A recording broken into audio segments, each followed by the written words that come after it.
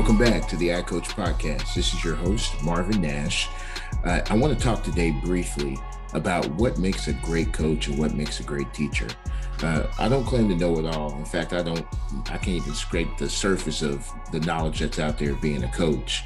But I can say this. I make great relationships with my players. I make great relationships with my students because that's important to me. I've learned a long time ago, just being in that position as a student and as an athlete playing for a coach, you can't learn from somebody that you don't like. As much as you try to say, you don't have to like me, you have to respect me. I think respect comes with being liked. I don't think you dumb things down and get to a juvenile level as a coach. But at the same time, you can't rule with a hard fist and expect people to automatically want to follow you. I think that being a coach means that you're a fantastic teacher. Some of the best teachers I had in school were my coaches. Some of the best coaches I've had were teachers first and yellers and screamers second. You know, that wasn't what they led with. And in my experience, especially this past year, in this pandemic, I've learned that you get the most out of the people that you're trying to teach by leading with love, by leading with empathy and understanding that you have to love people more than you love your content area. So if you're a teacher, you got to love the kids you teach more than you love history or math or English. If you're a coach, you have to love the kids you coach more than you love coaching linebacker play or receiver play or coaching QBs. It's something that goes hand in hand with being just a good person in general, in my opinion.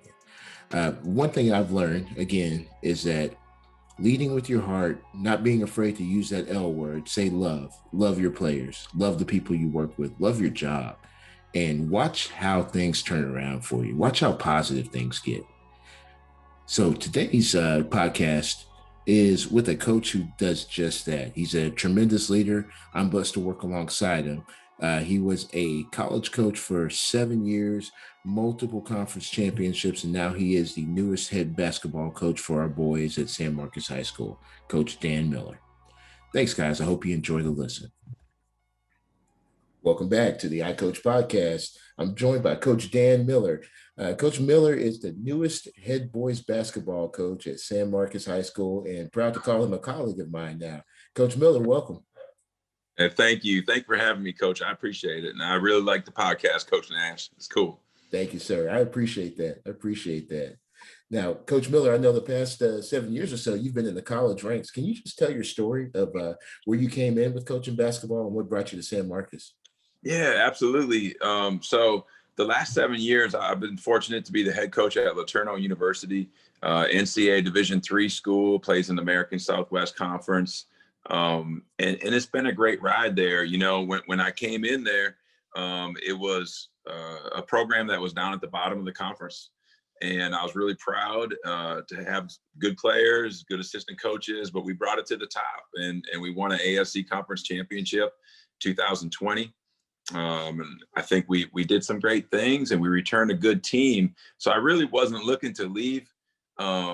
You know, but just God was calling and tugging at our hearts a little bit, my wife and I, for a change with our youngest son graduating high school and us. And, you know, when I did hear that this job was open, it appealed to me for several reasons.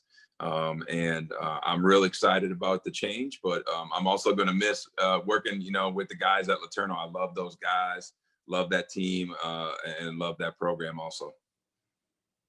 Absolutely, Coach. I know one thing that stood out with reading the bio once you got hired was just the level of success you've had at every level, from high school through college. What is your coaching philosophy? What helps you get that success? Yeah, thanks, Coach. You know, really, you know, what I have is just making sure what we have in place. And in the first couple of days here at San Marcos, I think we were starting to establish it is just really have in place and build off those. So like wherever we go, we know we're gonna, number one, we're gonna value the ball. We're gonna take care of the ball. The second thing is we're gonna play with pace, space, and make the extra pass. And we've done that at every stop. And then we're gonna do the little things great, and we're gonna dominate the effort plays. It's a pretty simple formula. But the biggest thing, you know, just like in football with you guys, Coach Nash, is just getting your guys to play hard, play together, get them to believe in it, you know, with a purpose. but just it's a brotherhood, and that's the whole thing, is that brotherhood in the program. And so I was really proud of what we did at Seven Lakes and Katy, and we did some things, went to regionals, won 4 district championships, and I was fortunate to get a head college job and do the same thing. But really, it's a simple game, whether it's high school or college. If you get guys playing hard, playing together, execute and do the little things, and that's what we're going to try to establish here at San Marcos. And that's perfect. That's perfect. And I know that's what our kids are looking for. I'm really close with most of the basketball players on the team, and just great kids who just want to work hard for someone. So that's awesome that you're coming in and bringing that simple approach to winning, just a simple recipe that makes it happen. Now, Right. I've discovered, in my years of coaching, and probably you the same, that it's hard for kids to play for someone they don't like. Can you tell us how you build relationships and form that brotherhood? Yeah, that's a great point, Coach. I think the main thing is trust is a word we use a lot in our program, whether it's trust each other on the court, trust each other off the court. So the first thing I think it's important, whether it's sports or anything, that the guys know you care about them. Because I care about all the guys as coaches. I know you do. I see what you do. We not afraid to use the word love, man. We love our guys. I know you love your football players and all the guys you coach. So that with that love, they also want to be coached. So it's not all rose petals. It's not all always just fluff. I'm not a real fluffy guy, to be honest with you. It's to the point. It's direct. And they know I care about them, and we as coaches care about them because we're coaching them hard. But then we're going to do whatever we can for them off the court. And it's really important. And then I also want that needs to permeate through the program. Like if you're the 12th player on the varsity or you're the 12th player on our freshman B team, you're valuable to our program and we care about you. We love you. And where brotherhood permeates down. So I'm looking forward to I thought we had a good 2 days. It's only been 2 days of kind of establishing, what we want to here. But we're going to build off that. And, the thing is, the old school kind of coaching is fine.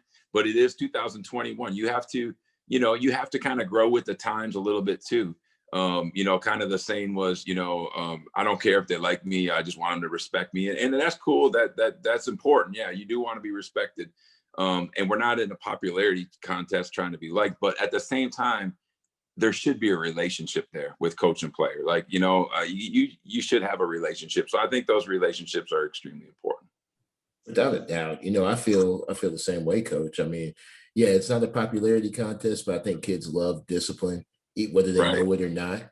And Yes. so you end up forming that relationship by instilling that discipline in them. They know they respect you because you're holding them accountable and you're helping them to reach where they need to be. So I'm with you 100% on that. Right Yes, on. sir. Right on. Now, the next question here speaks more to your coaching heart. What made you want to be a basketball coach?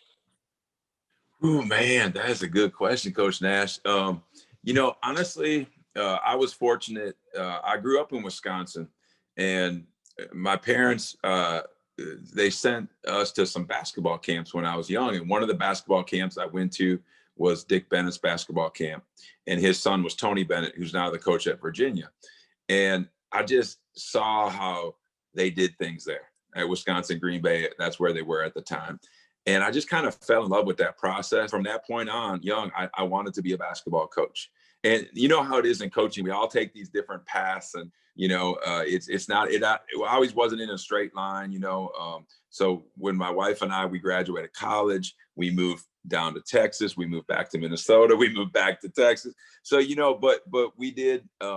We found our home in every stop that we had, because we had several stops in coaching. You know how it is. But the passion for the game, I love the game. Seeing guys grow in the game. There's nothing better than when a guy can't, do something on the court, and after some practices, you see them do it, or they're skinny and as a freshman, but as a sophomore, they're bigger. And then as a senior, they're one of the strongest guys in the conference or whatever, so just seeing those successes with the guys made me also just want to be a coach and help people get to that. And then combine that with how much I just love basketball. But I'll tell you, Coach, I love football too. I played football. I was a quarterback. So if I wasn't going to be a basketball coach, I was going to be a football coach. I guess I just went with the basketball route. So it's funny you say that because basketball is actually my favorite sport. see, we can flip roles on Tuesdays and Thursdays. Exactly. Yeah. Exactly, Yeah. man. Right. I think I might have been better at football, but I was a pretty good basketball player in high school, but nobody was looking for a 5'11" chubby point guard at the time. So, there was just not a place for me at the time. So I decided to go the football route. Go. It worked out good for you, though, It worked Coach. out just fine, though. Yeah, it should be okay. Yeah. Now, Coach, you mentioned your wife, and you mentioned the coaching stops you make, and we all know with as a coaches, man, we're pretty transient. We Right. go where the good jobs are, and we try to grow where we're planted. But then when the next job calls, it's sometimes time to move. Tell me how important it is to have that family dynamic where and a supportive wife that will go with you on this coaching journey. Man, I'm blessed. My wife, Monica, we've been together a long time since our freshman year in college, and she's just been tremendous throughout. Sometimes when it's changed, and, when we moved up to Minnesota, I took a assistant college coaching position, and we had liked it in Katy, where we were in the Houston area. And I remember her just saying, she was actually looking on the job board for me because she knew how bad I wanted to get into college coaching. And she actually had found that, like, the job opening, that just tells you how cool a wife she is. And so we moved up to Minnesota. And then when the Seven Lakes job opened, to be a head 6A coach, we moved back down, and she was awesome with it. And we really planted roots in Katy because I was at Seven Lakes for 10 years. And we kind of thought maybe that would be our home. We had a great program going. But then, how it is, you get that itch to do that next thing and kind of feel God tugging at your heart a little bit. So I started to kind of think about college coaching a little more, found the LeTourneau job. And even though neither one of us or our kids had ever been to them, that's where we went. And my wife said, let's go to, we're going, and now here we are 7 years later where we're coming to another part. But we're very excited to move to the South Austin area, man. This is such a great part of the state, and it's one of our favorite places. So that's been such a blessing already to just see San Marcos. Absolutely. I'm not a huge river guy, but when I saw the rivers here, I was like, okay, beautiful. And then I see the hill Right. country and all through Austin, the 360 bridge area, just amazing, amazing. Yeah. So it's a great place in the country to live, without a doubt, man. No doubt. No doubt. Yeah. So I guess the next question here is what are the plans? You have a young San Marcos team, a really young program with a lot of talent. What are your plans moving forward with these guys? Yeah, so the last couple of days have been great to just get in that gym with the athletic period. We get that 60 minutes every day to take advantage of that. And, I'm teaching them the way we want to do things, of course. And also, I'm also evaluating and just kind of gauging their talents. So, I'm one of those coaches who I have our foundation of those 4 things I mentioned earlier, but it's not something we're going to be doing this offense no matter what, or this defense. You got to see your guys a little bit and see where their talents are. Some teams may be great at trapping ball screens with our length and athleticism, and some teams that might not be a good move. So I want to evaluate how they do things, before we really lock into our fence, so to speak, or things. But I will tell you this, though, the core part of it is going to be there, and that's going to be defensively playing man-to-man and playing tough man-to-man, getting after people with ball pressure, playing hard away from the ball, 5 guys connected to stops, being a great rebounding team, both offensively and defensively, dominating the effort plays, and then flipping it over to offense. Like I said, we want to play with pace, space, and make that extra pass. So, teaching them spacing, how to play without the ball. And of course, we got some special players. There's no doubt about it. And I got to find ways to make sure we get them great looks and play to their strengths. And also have that supporting cast ready to cash in every time to see different guys step up. So I'm excited to get with these guys. And I know we got some good players. You all are going to make that deep playoff run, but then some of those guys will come over to basketball. So I'm excited to see what we can have there to help the team and see if they enjoy it also. Absolutely. I think that's the most fun part of what we had. I know Geyer, Coach Walsh, and myself and the rest of the guys who came over to San Marcos, we had some special players that played football, but also were standouts in basketball. I can speak to one in particular. He made himself eligible for the NBA draft, the starting point guard at Oklahoma. But little do we know that he caught a Hail Mary touchdown pass in the fourth round of the playoffs as a freshman for us as a football player. So it's always cool when your head football coach and your head basketball coach can get along and share these athletes and make sure we're in it to help the kids be the best that they can be. Absolutely. And honestly, that was one of the things that really struck me right away with Coach Walsh when he talked to me about the job and talked to me about coming down, is just working with him. I know he's got a great reputation for obviously winning when you guys did that at Geyer. You did a lot of that, but also just being a really good dude. He's just a good guy who cares about all the programs, not just the football program. And I'm the same way.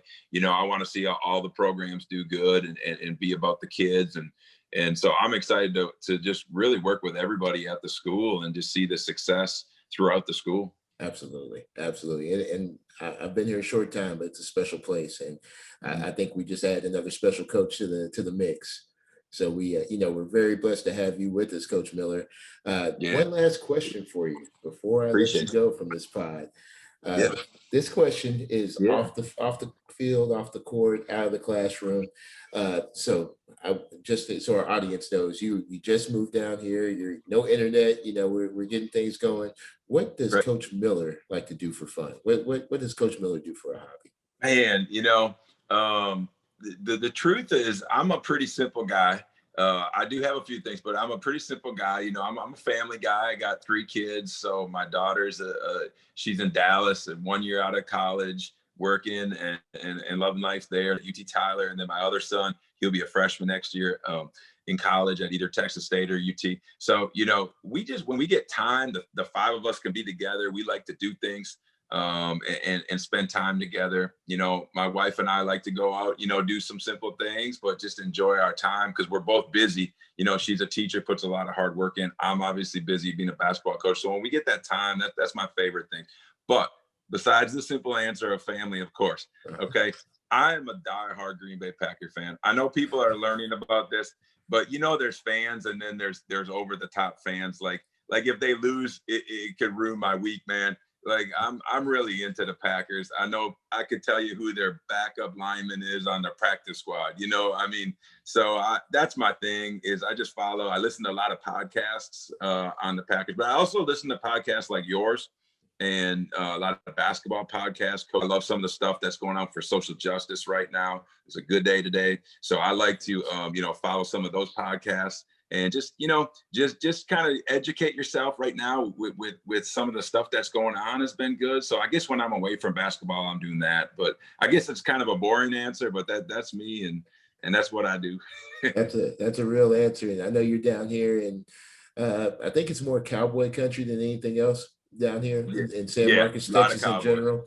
And I still think Des caught it, but it's okay, neither here nor there. But I have to fit in too. I'm a diehard Baltimore Ravens fan.